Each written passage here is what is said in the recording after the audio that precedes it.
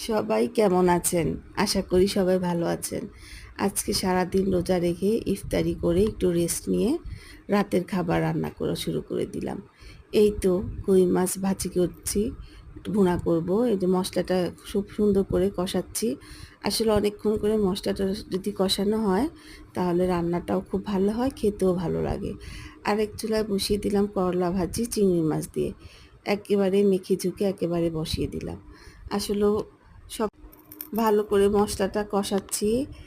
যতক্ষণ তেল ফুটে আসবে ততক্ষণ আমরা কষাবো।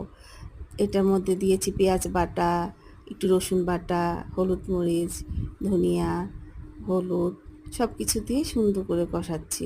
তারপর মাছটা দিয়ে দিব। অল্প কিছুক্ষণ মাছটা নাড়াচাড়া করে অল্প একটু পানি দিয়ে দিব।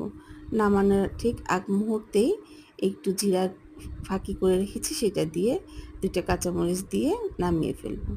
আর ওইদিকে হচ্ছে আমার মেয়ের জন্য বসানো হয়েছে চিকেন ফ্রাই। সে আবার কই মাছ খেতে পারে না, মাছে অনেক কাঁটা থাকে, সে ভয় পায়। তাই মেয়ের জন্য চিকেন ফ্রাই করেছি। তো আজকে আমাদের রান্না হচ্ছে খাবার কই মাছ ভুনা আর করলা ভাজি চিংড়ি মাছ দিয়ে, আর মেয়ের হচ্ছে চিকেন ফ্রাই। মাশাল্লাহ, এটাই আমাদের জন্য যথেষ্ট। এভাবে রান্না করে খেয়ে দেখবেন আপনারা, খুবই ভালো লাগে। কই মাছগুলা একদম ছোট মাছ, এটা খেতে খুবই স্বাদ এবং দেশি কই খেতে এভাবে খেতেই খুব মজা হয়।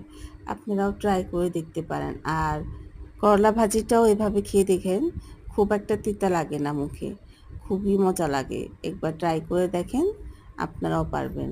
সবাইকে ধন্যবাদ।